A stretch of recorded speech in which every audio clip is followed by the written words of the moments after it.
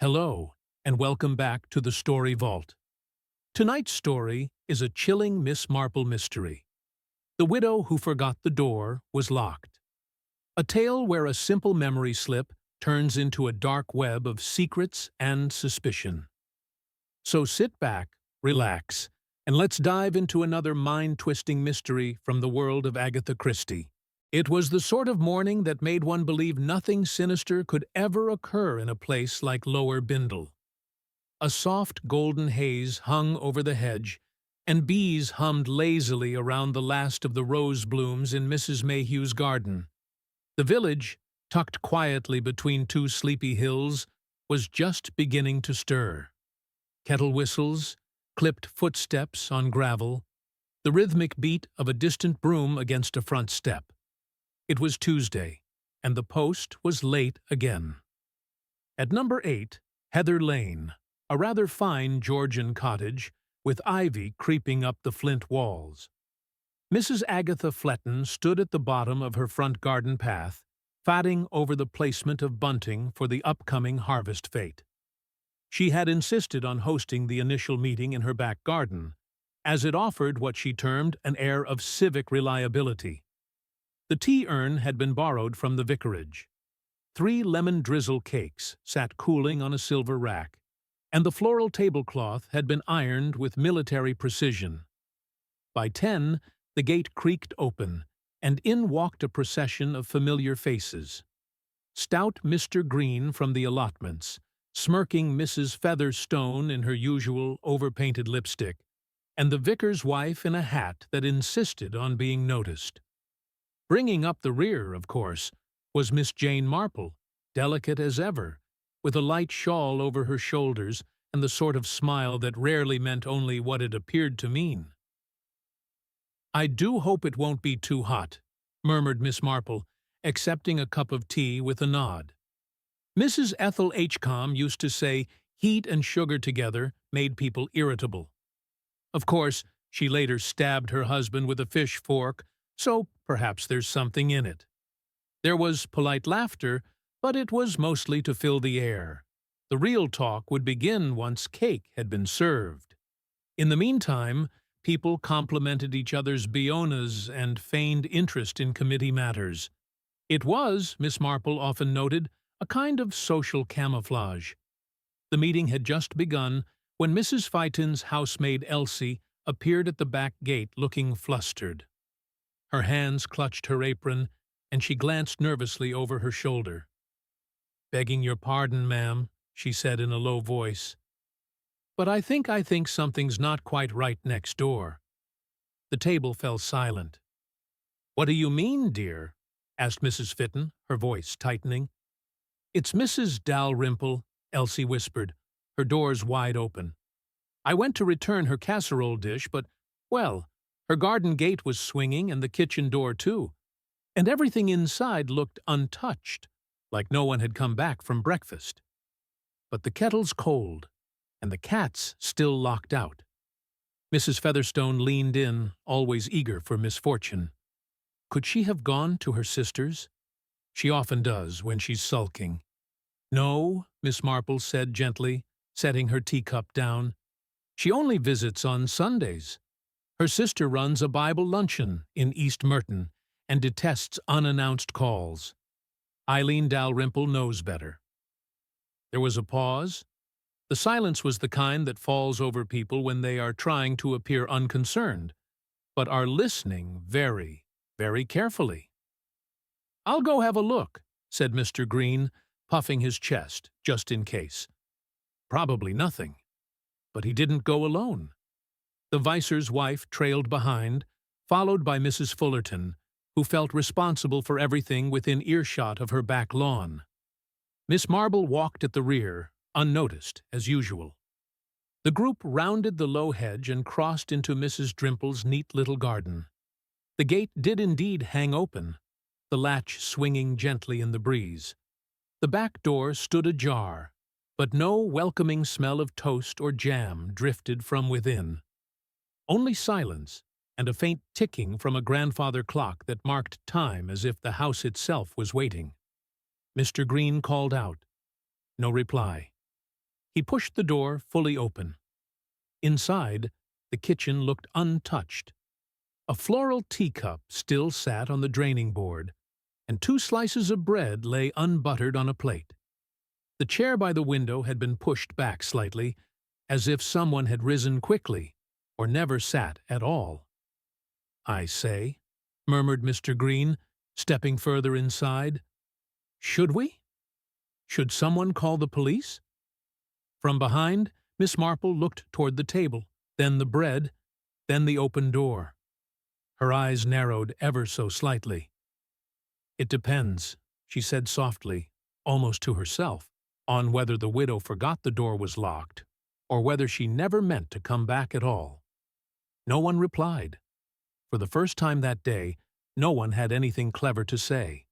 And in that small, sun-drenched kitchen, the first ripple of unease settled over Lower Bindleham like a shadow that had only just remembered where it belonged. Mr. Green, having called out once more and received no reply, moved hesitantly toward the hallway. The rest of the little group lingered at the threshold, instinctively wary of intruding, but curiosity, that reliable fuel of village life, was a strong motivator. It was the sort of morning that made one believe nothing sinister could ever occur in a place like Lower Bindle. A soft golden haze hung over the hedge, and bees hummed lazily around the last of the rose blooms in Mrs. Mayhew's garden. The village, tucked quietly between 2 sleepy hills, was just beginning to stir. Kettle whistles, clipped footsteps on gravel, the rhythmic beat of a distant broom against a front step. It was Tuesday, and the post was late again. At number 8, Heather Lane, a rather fine Georgian cottage, with ivy creeping up the flint walls. Mrs. Agatha Fletton stood at the bottom of her front garden path, fatting over the placement of bunting for the upcoming harvest fete. She had insisted on hosting the initial meeting in her back garden, as it offered what she termed an air of civic reliability. The tea urn had been borrowed from the vicarage. 3 lemon drizzle cakes sat cooling on a silver rack, and the floral tablecloth had been ironed with military precision. By 10, the gate creaked open, and in walked a procession of familiar faces. Stout Mr. Green from the allotments, smirking Mrs. Featherstone in her usual overpainted lipstick, and the vicar's wife in a hat that insisted on being noticed. Bringing up the rear, of course, was Miss Jane Marple, delicate as ever, with a light shawl over her shoulders and the sort of smile that rarely meant only what it appeared to mean. "I do hope it won't be too hot," murmured Miss Marple, accepting a cup of tea with a nod. Mrs. Ethel Hcom used to say heat and sugar together made people irritable. Of course, she later stabbed her husband with a fish fork, so perhaps there's something in it. There was polite laughter, but it was mostly to fill the air. The real talk would begin once cake had been served. In the meantime, people complimented each other's bionas and feigned interest in committee matters. It was, Miss Marple often noted, a kind of social camouflage. The meeting had just begun when Mrs. Phyton's housemaid Elsie appeared at the back gate looking flustered. Her hands clutched her apron, and she glanced nervously over her shoulder. "Begging your pardon, ma'am," she said in a low voice, "but I think something's not quite right next door." The table fell silent. "What do you mean, dear?" asked Mrs. Fitton, her voice tightening. "It's Mrs. Dalrymple," Elsie whispered, her doors wide open. "I went to return her casserole dish, but, well, her garden gate was swinging and the kitchen door too, and everything inside looked untouched, like no one had come back from breakfast. But the kettle's cold, and the cat's still locked out." Mrs. Featherstone leaned in, always eager for misfortune. Could she have gone to her sister's? She often does when she's sulking. "No," Miss Marple said gently, setting her teacup down. "She only visits on Sundays.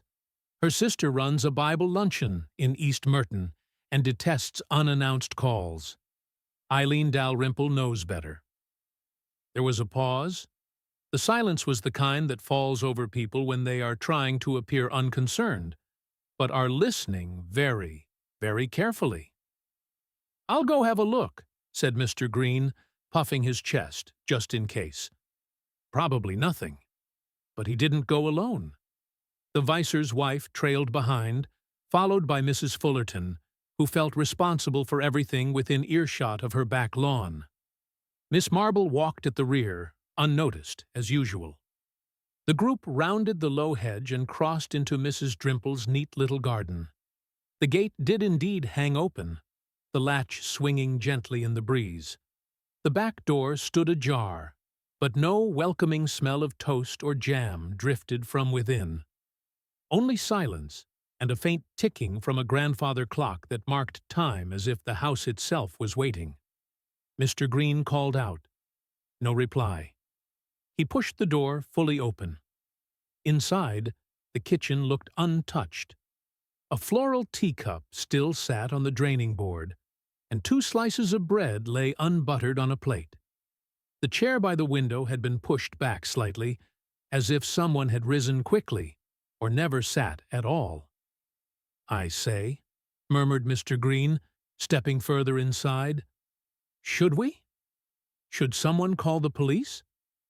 From behind, Miss Marple looked toward the table, then the bread, then the open door. Her eyes narrowed ever so slightly.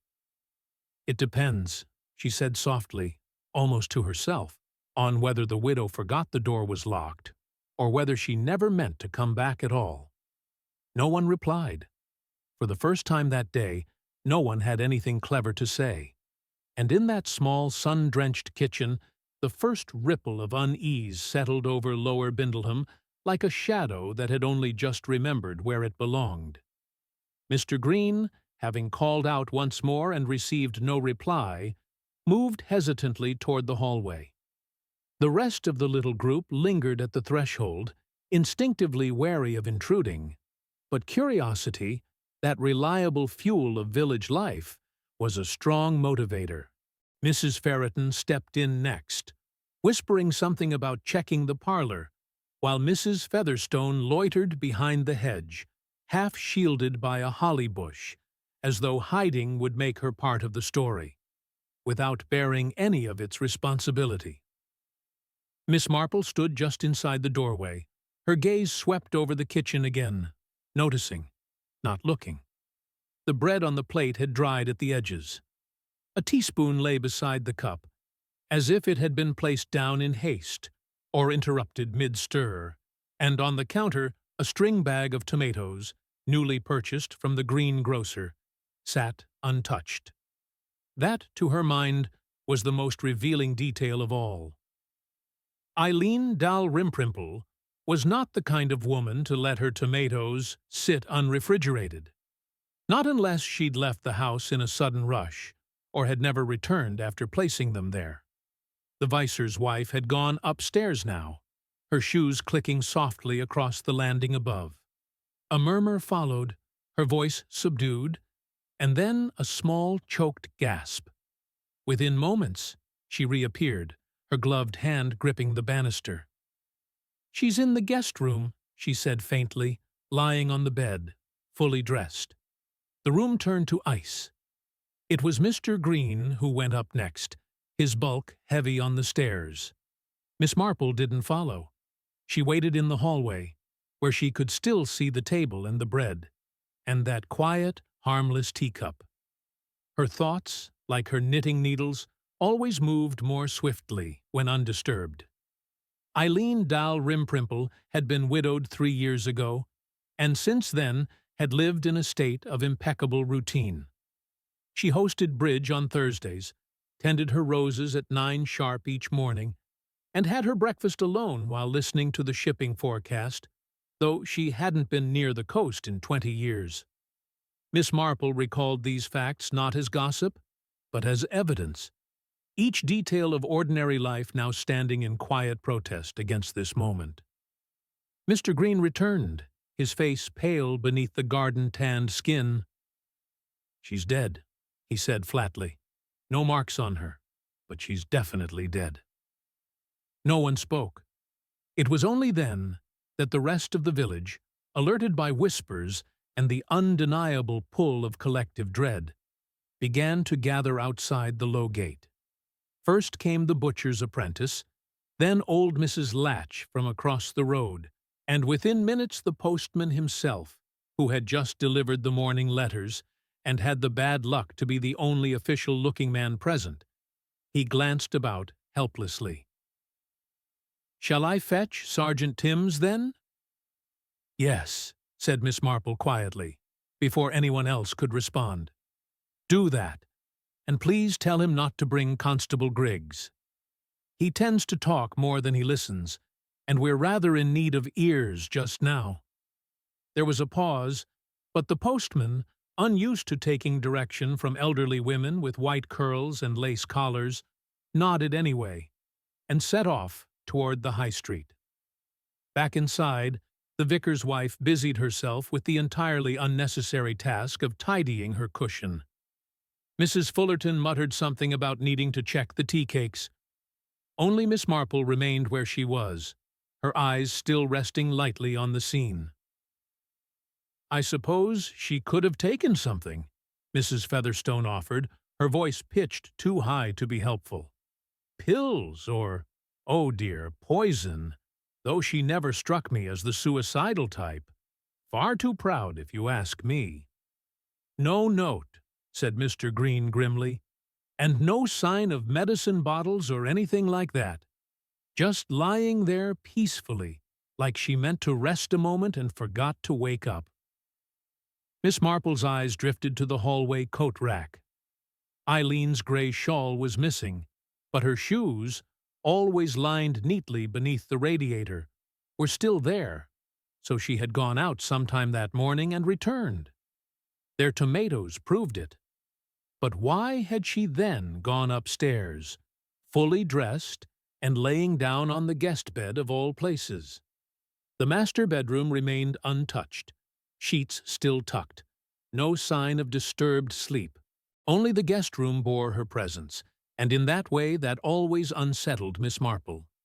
People leaving traces where they shouldn't be. The room had felt too quiet, even for death. Miss Marple leaned a little closer to the tomatoes. One had a slight bruise forming, darkening already. She touched it gently, then looked toward the kitchen clock. 10 minutes 11.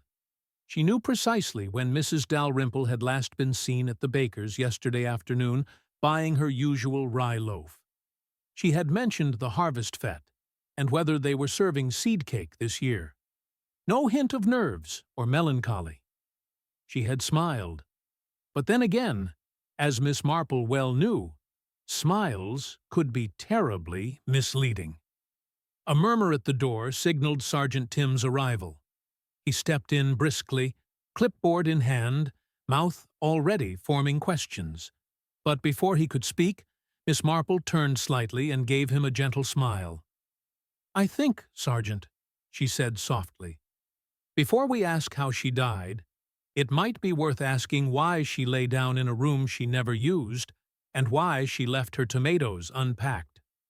Sergeant Timms blinked. He looked from the old woman to the kitchen to the hallway, then back again. "I'll start in the guest room," he muttered.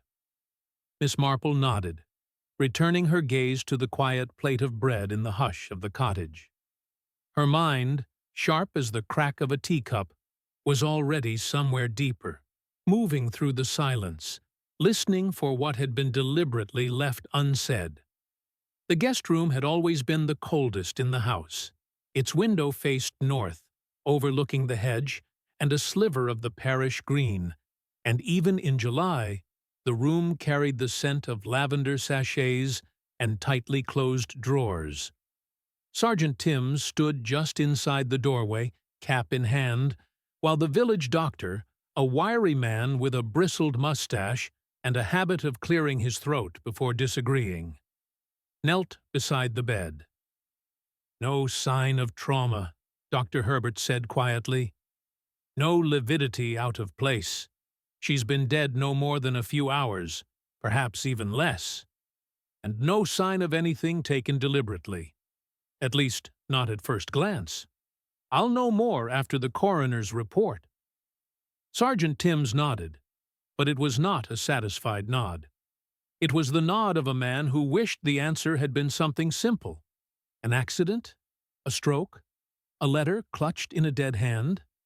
But instead, Eileen Dalrymple lay in her second-best dress, arms folded gently, no expression of pain or fear on her face, as though she had fallen into sleep during the act of waiting. Downstairs, Miss Marple had asked for a cup of tea, not because she needed it, but because it gave her a reason to sit in the kitchen and observe without attracting suspicion, while Mrs. Fullerton rattled cups and muttered under her breath. Miss Marple quietly folded her hands on her lap and looked once more at the room that had not quite returned to itself. She had planned to be out only briefly, she said gently, as if to no one in particular. No gloves, no handbag, just the shawl, perhaps to post a letter or fetch something from the shop. She wouldn't have left the cat out, Mrs. Phaeton said absently, always fussing about it, said it hated the cold flagstones. Miss Marple smiled faintly. Yes, and yet the back gate was unlatched. Perhaps she came home in a hurry. Mrs. Featherston hovered just beyond the threshold like a wasp that had lost its sting. Well, perhaps someone came by. A caller. Maybe they went upstairs together.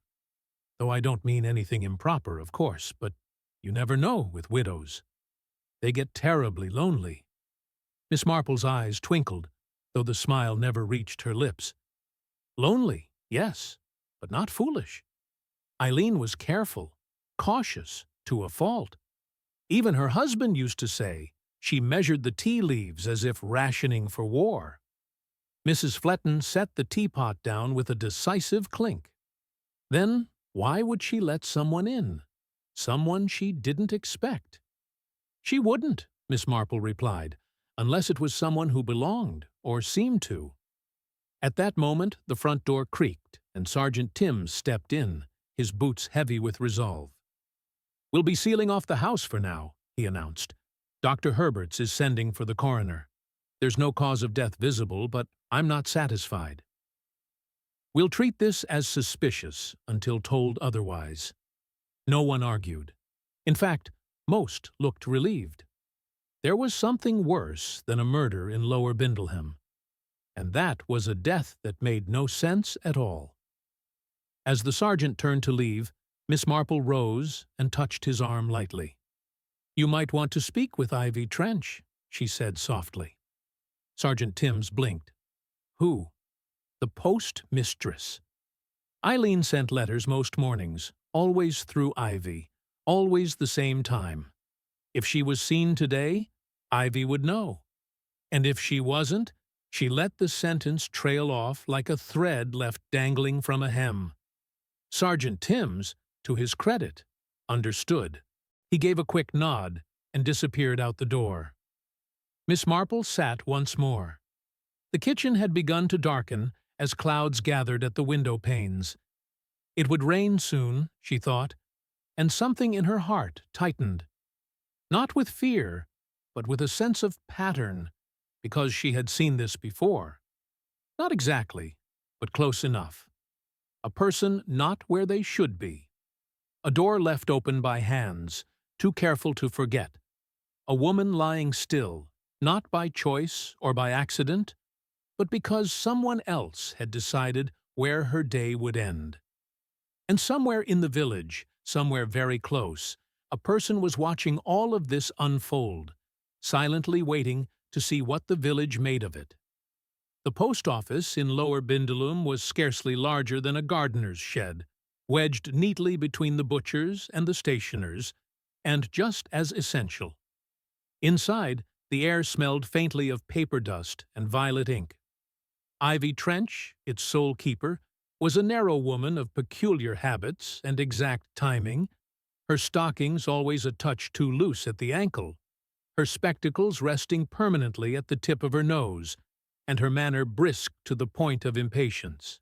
Sergeant Timms arrived just before noon. The rain had started by then, pattering softly on the high street as villagers ducked beneath umbrellas or hurried home with their coats pulled tight. Inside the post office, Ivy was sorting a basket of undelivered circulars and eyeing the calendar as if offended by its suggestion that the month had moved on without her permission. "Miss Trench," said the sergeant, removing his cap, "might I ask a few questions?" She looked up, squinting slightly. "You can ask. Doesn't mean I'll know the answer." Timms gave a patient nod. "Mrs. Drimple, did she post anything this morning?" "She did not," Ivy said at once, and with the certainty of a woman who would rather be accused of murder than of misremembering. "She comes in every morning at 8 without fail. Always the same. One envelope, cream-colored, tied with sealing tape. This morning, no sign of her. Thought it strange. She was in yesterday, though, just before closing. Did she seem off? Off?" Ivy's nose wrinkled. "You mean upset? Flustered?" "No, but she did ask for 2 envelopes instead of 1. That's what caught my eye." "2? Indeed." Ivy peered over her spectacles now, intrigued despite herself. I said, "You've got 2 hands. I suppose you can post 2 letters." She didn't laugh, just folded them into her handbag and left. Didn't even buy her usual mint hummus. That's what made me think she had something else on her mind. Timms tapped the edge of his clipboard. "Can you recall anything about the envelopes?" "Cream," as I said. Her writing very precise. Addressed one to a solicitor in Caxton, I believe. Can't remember the name, but it ended in Enrone Tree. The other she kept hidden under the first. Didn't see a thing but the corner. Darker ink, I think." The sergeant thanked her and made a mental note to follow up with the solicitor. As he turned to leave, Ivy added, "Tell Miss Marple if she's wondering. I haven't changed the tea blend. She'll blame it on the leaves, but it's the rain making everything taste different." Sergeant Timms paused at the door. "Why would Miss Marple be wondering about your tea?" "She'll find something in everything," Ivy said, returning to her stack of papers. "That's why she's usually right." Back at the Dalrymple cottage, the rain had deepened into a steady curtain. The constable now posted at the door had gone silent, and the curious crowd had dwindled. Inside, Miss Marple had moved quietly from the kitchen into the sitting room, where the curtains remained half-drawn. She glanced around, not as a guest might, but as someone reacquainting herself with a space she already knew too well. There were few personal touches in the room. A photograph of Mr. Dalrymple in uniform stood on the mantel. A china dog stared fixedly from a corner table, but on the writing desk something had shifted. She stepped forward. The blot had been brushed clean, but the inkwell showed signs of recent use, and a fine trail of powder, barely visible, ran along the edge of the desk toward the small waste bin below. She knelt, ignoring the faint protest from her knees, and tilted the bin forward. Only a crumpled envelope inside, torn roughly, its corner marked with a dark smudge, almost like ash or ink, if the pen had run heavy. She did not touch it. She merely looked. Then she rose and sat quietly in the nearby armchair, thinking someone had been in that room. Not yesterday, not last week, this morning, or not long before. The envelope had been torn deliberately, but not discarded with confidence. There was hesitation in the way it lay half-buried, as if the act had been rushed or interrupted. It was the detail, the tension of it, that unsettled her. And then the faintest creak on the floorboards. Not upstairs, not the constable.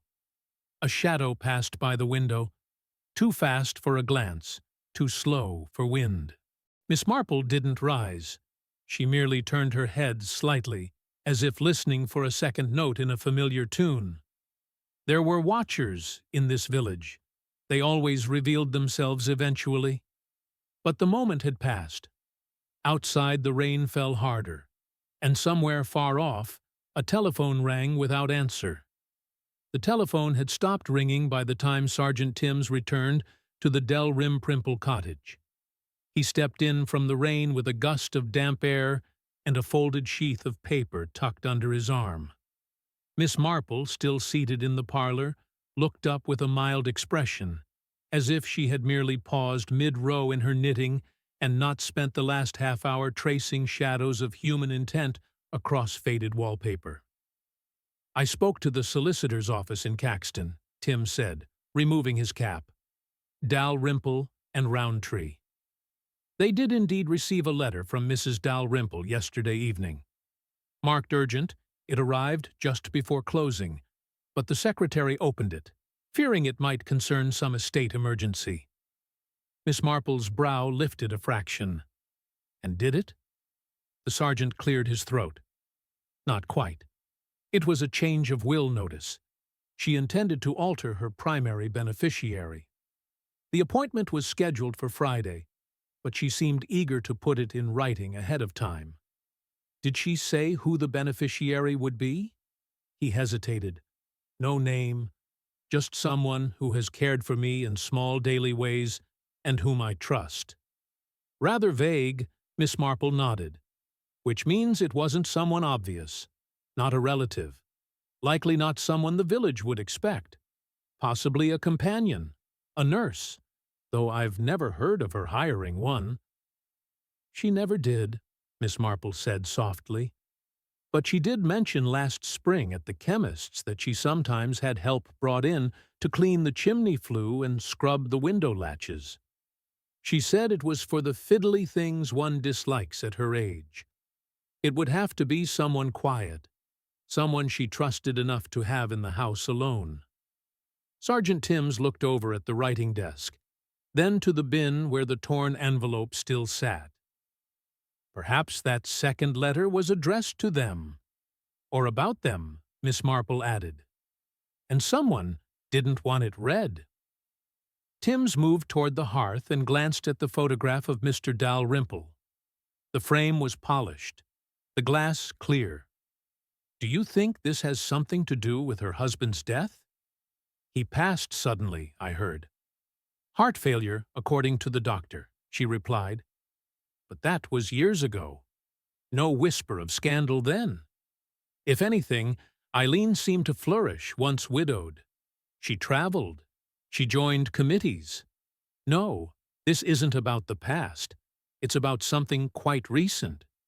Recent enough to make her reconsider her will and draft a letter she didn't want, delayed." Outside, the rain had begun to soften, giving way to a light mist that blurred the hedge into dreamlike forms.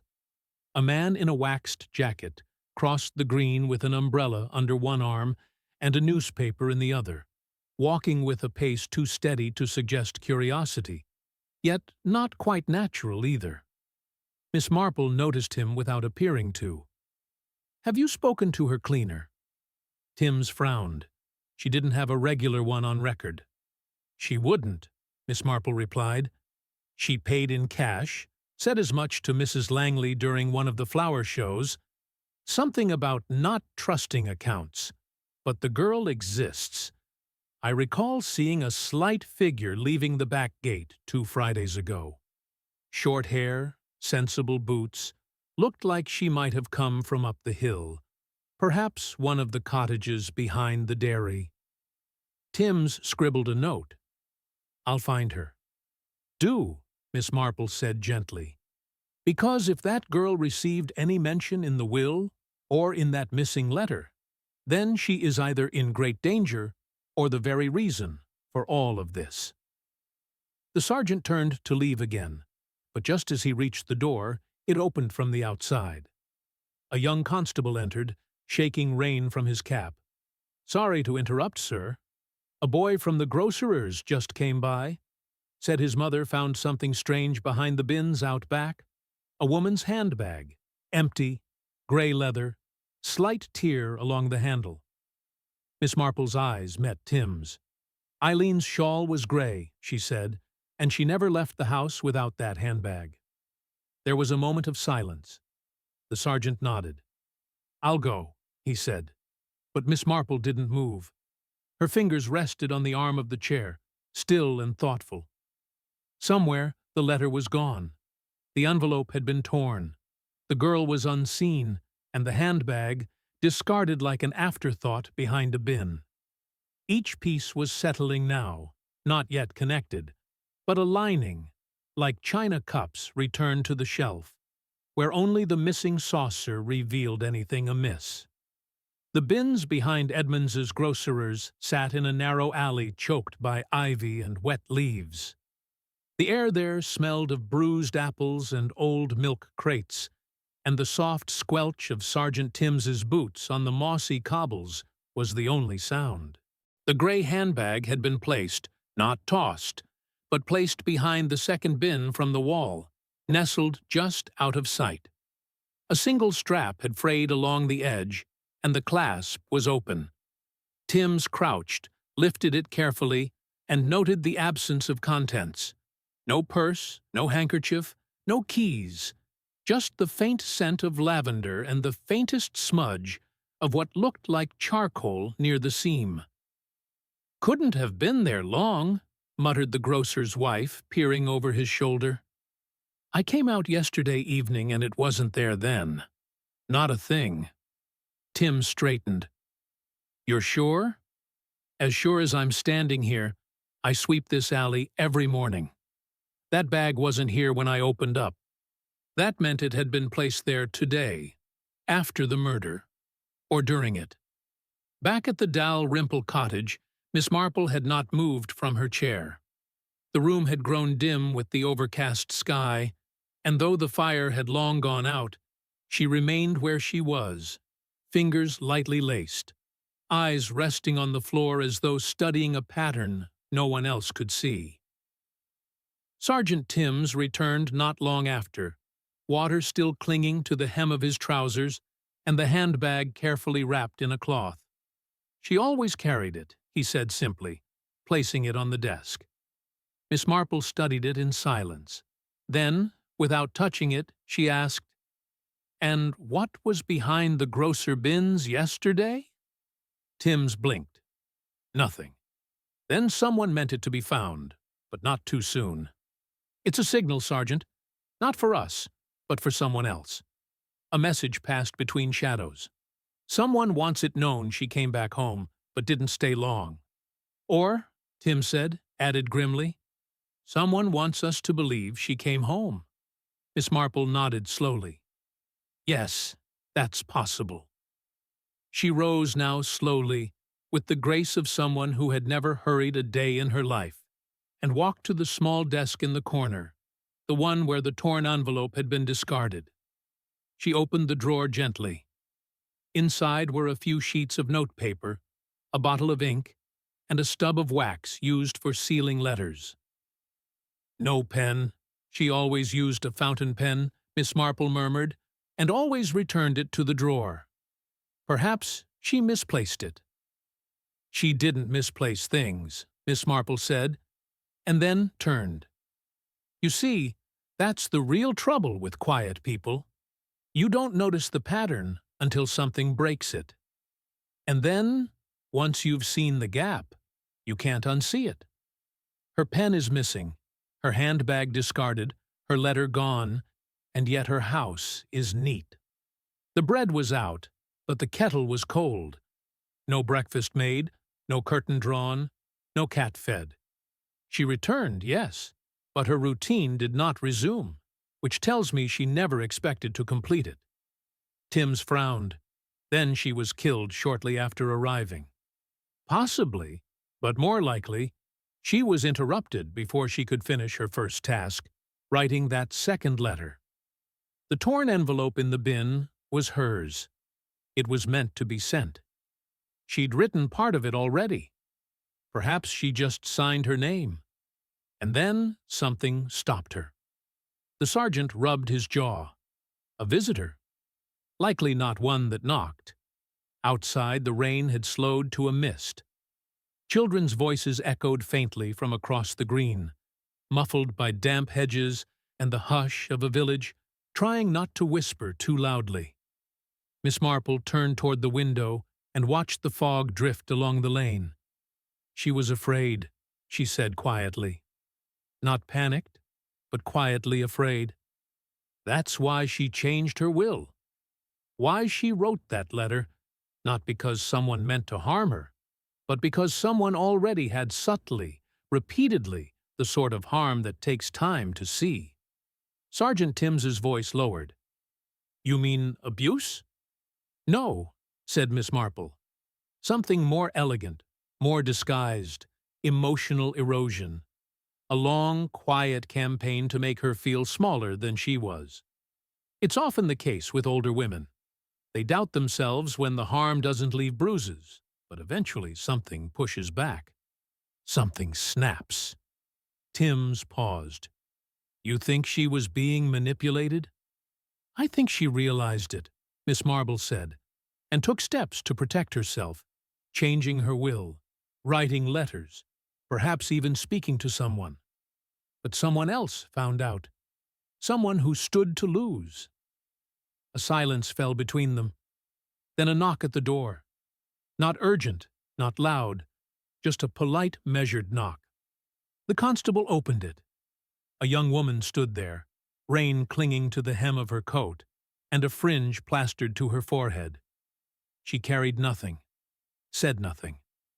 Miss Marple turned to look at her, and for the first time that day, her expression changed. Not surprise, not recognition, but something far quieter. A flicker of understanding. Miss Marple, the girl said, I think I'm in trouble. Miss Marple gestured toward the armchair opposite hers. Then you'd better sit, dear, she said softly, and start at the beginning. The girl's name was Nora Winfield. She sat stiffly in the armchair across from Miss Marple, her hands curled tightly in her lap, knuckles pale beneath the soft fabric of her sleeves. Her voice was quiet, but unsteady, the kind that strained to appear composed, and instead betrayed itself with each careful syllable. I clean for a few ladies in the village, she said. Not proper work, just a few hours here and there. Mrs. Dalrymple asked if I'd come once a fortnight. Just windows, fireplaces, and polish the brass. That was all. But she was kind. She always made tea first. Asked about my mom. Never acted like I didn't belong. Miss Marple nodded gently, offering no interruption. I came last Friday. She looked, I don't know, braced for something. Said there had been a change, that she'd written someone out of her will, and she wanted it done properly before anything happened. Nora swallowed hard.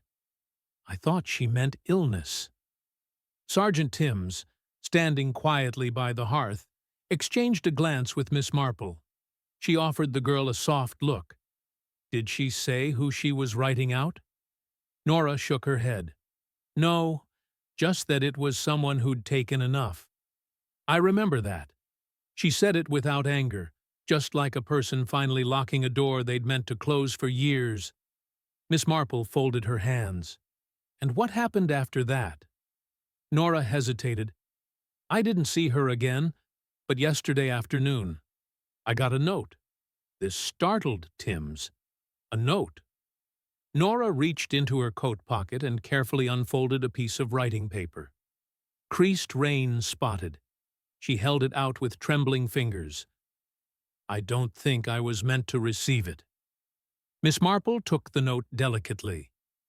The handwriting was unmistakably Mrs. Dalrymple's. Tight, upright, and precise. Thank you for the courage you lent me without even knowing. I've done what needed doing. If anything happens, speak to Miss Marple. She'll understand what I couldn't say aloud. Miss Marple read it twice, then lowered the paper slowly. Did you show this to anyone else? Nora shook her head. It was posted through our letter box this morning.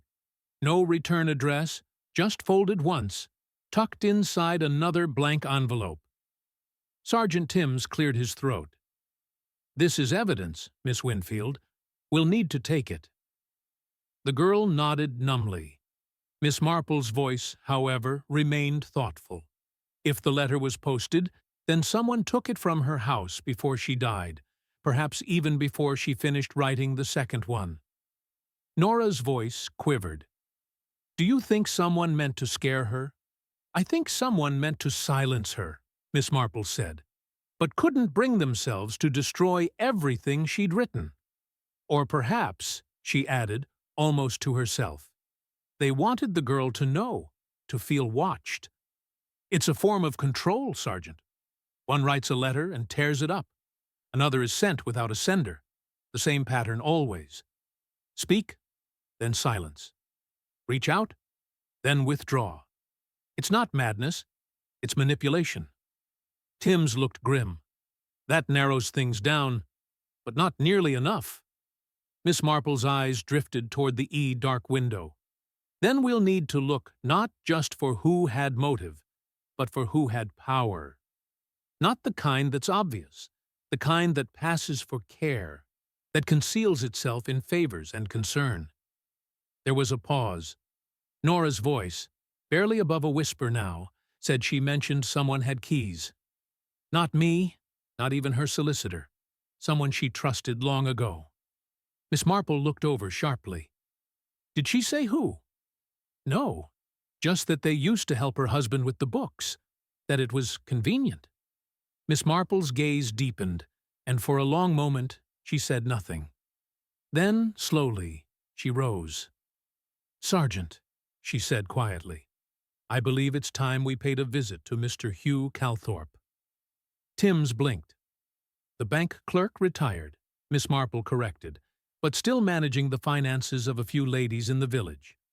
Very quiet, very punctual, known for his reliability, and, as it happens, the only man Mrs. Dalrymple ever allowed to let himself in." Nora sat frozen. Miss Marple glanced at her kindly. "Don't be afraid, dear. You've done the bravest thing already." Then she turned to Timms. "Let's not delay. He'll be expecting us. People like Mr. Calthorpe always prepare when something goes wrong. They've lived their lives managing the margins, after all." Timms picked up his coat, and just like that, the house emptied, leaving only Nora behind, still seated in the armchair, staring at the place where Eileen Drimple had once written, in silence, and where now the truth was beginning to stir. Hugh Calthorpe lived on the edge of Lower Bindle, in a neat red brick house set back behind an overgrown private hedge. The lawn was trimmed, the curtains always drawn to a precise degree, and a modest brass plate by the door still bore the faded inscription, "Financial Services Retired." A quiet monument to a career built on discretion and dependability. To the village, Mr. Calthorpe was a man of unobtrusive usefulness. Dull, perhaps, but never threatening. That was precisely what had always made Miss Marple uneasy. When Sergeant Timms rapped briskly on the front door, it opened almost immediately, as though the occupant had been standing just behind it. Mr. Calthorpe stood there in his brown cardigan, hands folded behind his back, and an expression of bland civility on his narrow, clean-shaven face. "Sergeant," he said. "And, Miss Marple, what a surprise." "May we come in, Mr. Calthorpe?" Miss Marple asked gently. "It's rather a serious matter." He stepped aside without comment, ushering them into a sitting room that smelled faintly of pipe smoke and lemon oil. Everything inside was orderly. Books aligned with architectural precision. Newspaper folded neatly on a side table. Not a speck of dust to be seen. Sergeant Timms did not sit. "You're aware, I'm sure, of Mrs. Drimple's death." Mr. Calthorpe nodded. Tragic, but not altogether unexpected. She'd grown frail in the last year. Miss Marple's voice was very soft. She was not, in fact, frail. She walked daily, cleaned her own windows until recently, and was due to travel to Devon next month. "I wonder, Mr. Calthorpe," why you thought otherwise.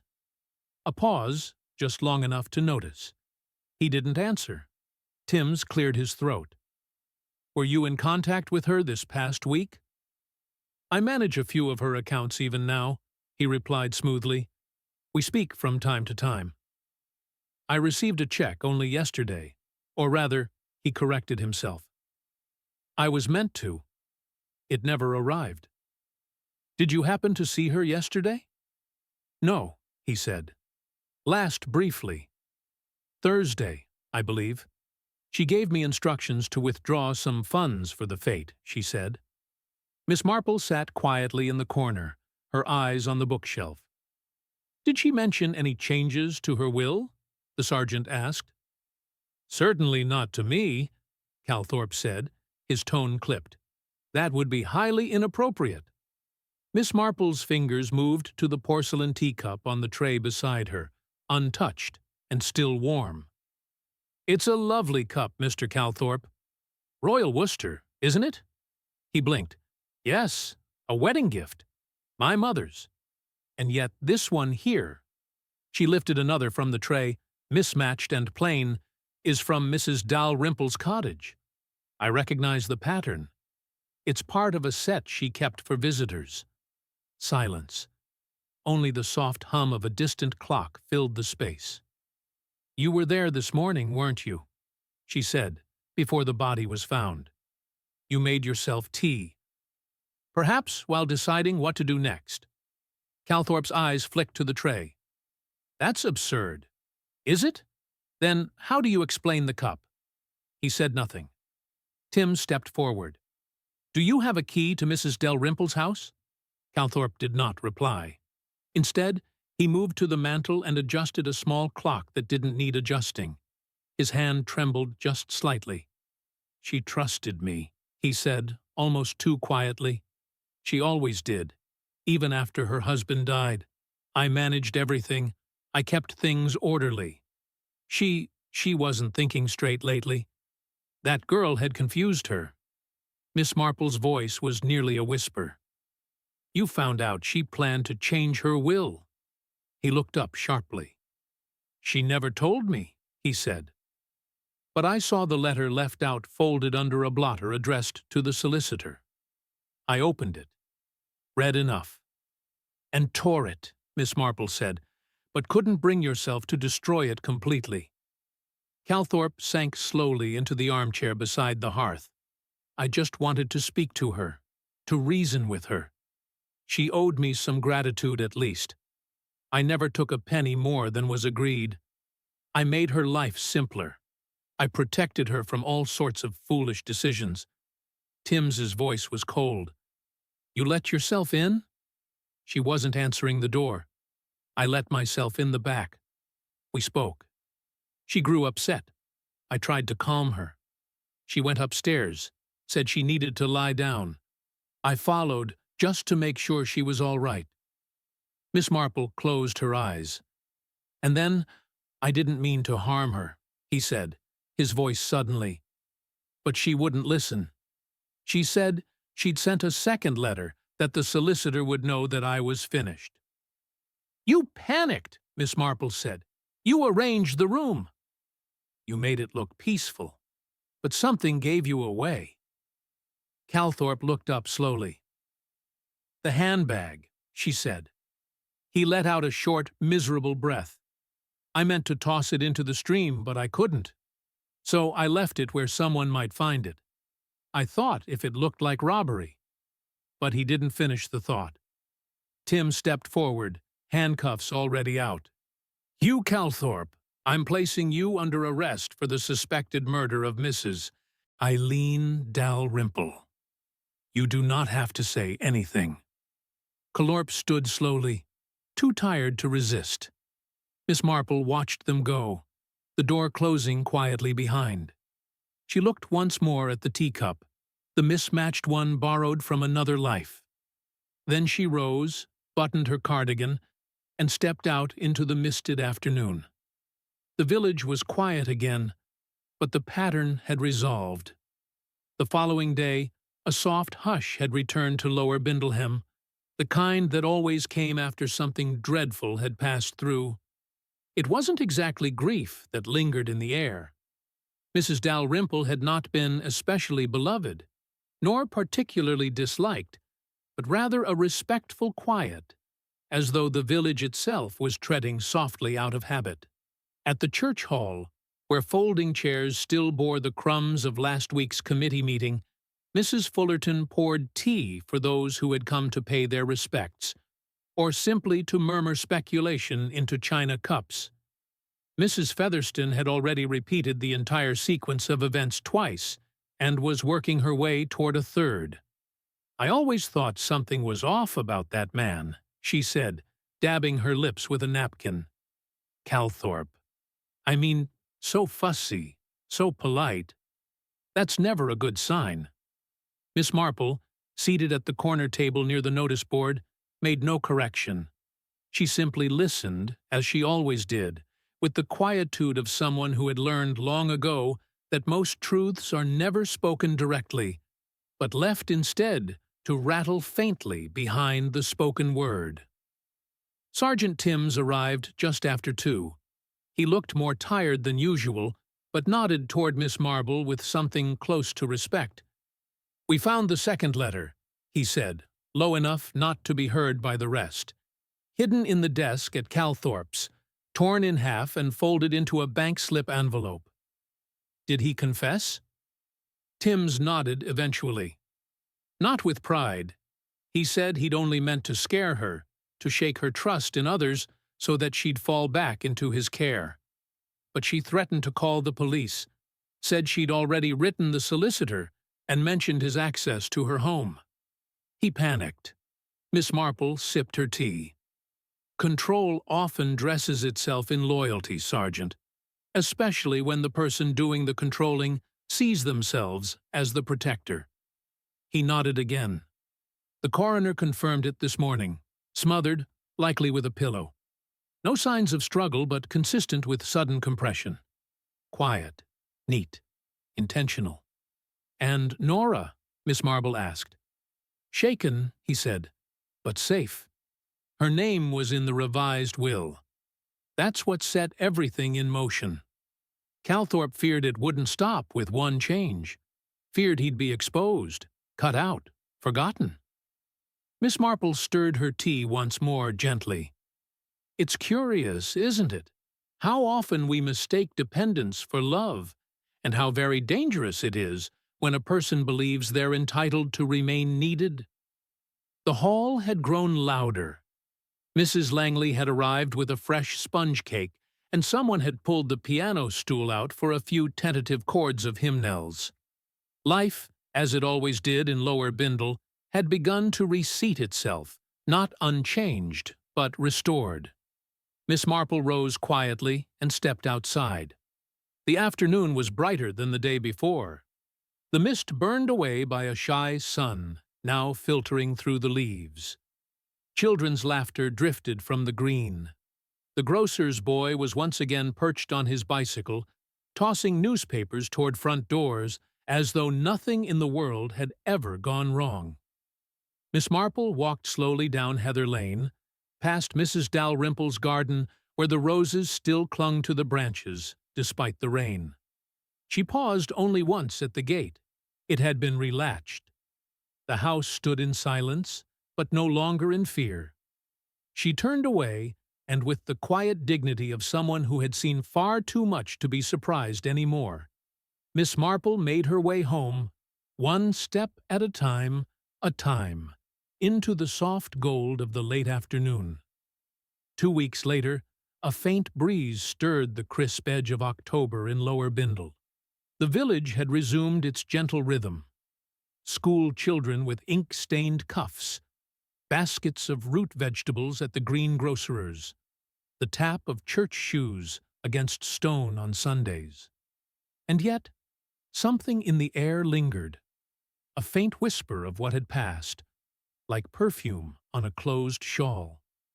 Miss Marple sat in her drawing-room at Hillside Cottage, a sprig of drying rosemary tucked into the corner of the window, and a folded copy of the Caxton Gazette on her lap.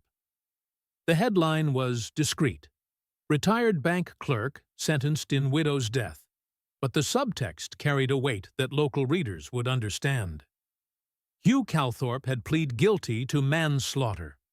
The court, while acknowledging his long years of service and lack of criminal history, had been firm.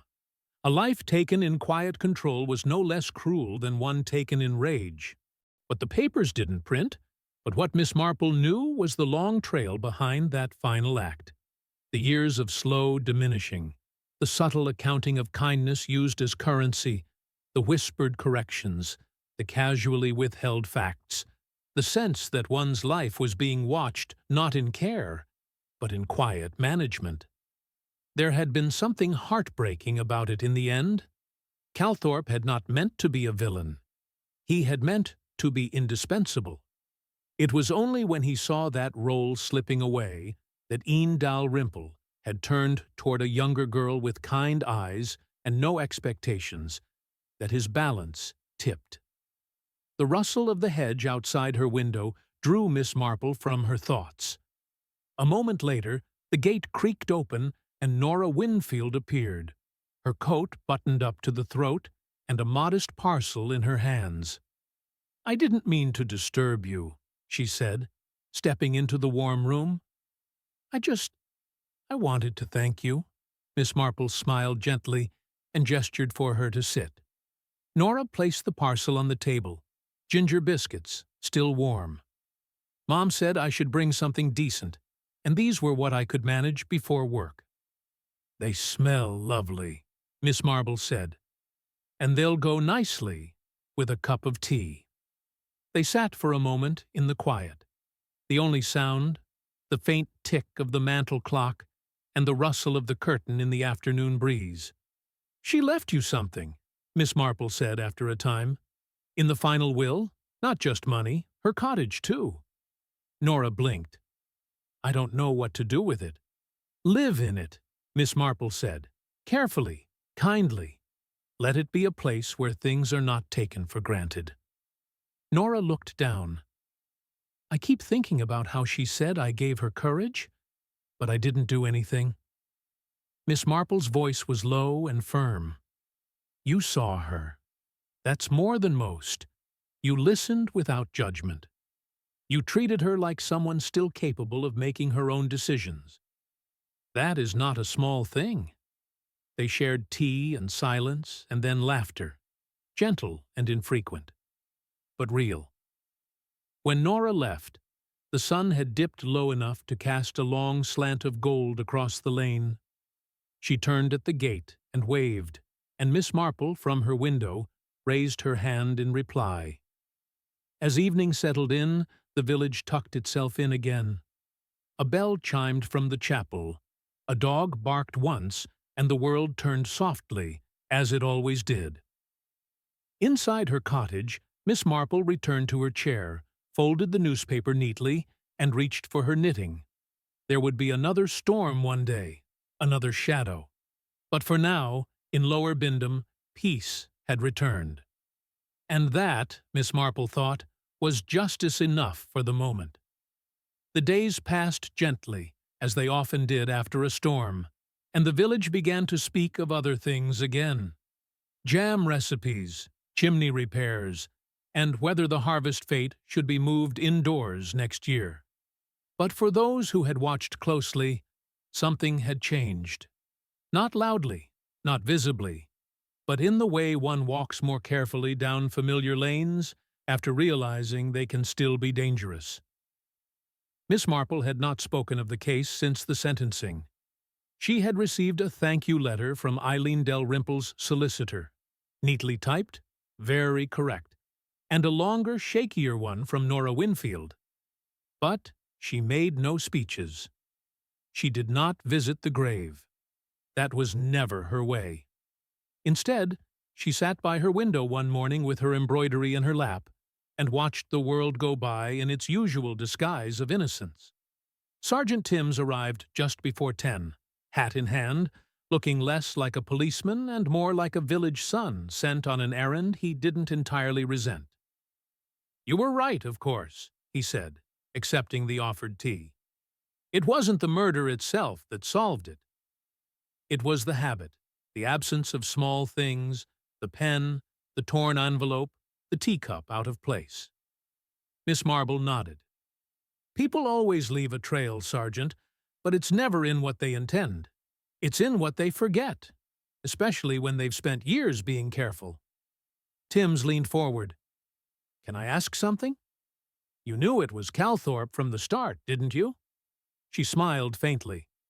No, but I suspected the moment I saw her handbag was missing, and the bread had begun but not finished. It was the disruption. Something in the pattern had been stopped, not allowed to play out. That always suggests the presence of a watcher, and Mr. Calthorpe had been watching her for years. Timms shook his head. I'd never have guessed it. That's the point, Miss Marple said softly. Men like him don't want to be guessed. They want to be useful, quietly indispensable, until the day someone sees that their helpfulness is a leash, not a kindness. The fire crackled gently behind them. He wanted her to depend on him forever. Miss Marple said he didn't want her money. He wanted her need. And when she began to need someone else, someone younger, someone he couldn't shape, he unraveled. Not out of hatred, but out of fear. That's often the most dangerous motive of all. Timms rose, thoughtful. Well, I'm glad it's done, and that you were there. Miss Marple gave a polite smile. It's always a question of listening, Sergeant. The truth is usually very quiet. You just have to know when it's gone missing. As he left, she returned to her embroidery, her thread slipping calmly through linen. A soft breeze lifted the curtain. Down the lane, the church bell began its gentle toll for midday. And in the village of Lower Bindle, behind doors newly locked and windows newly watched, the world ticked softly on. Not quite the same, but safer now.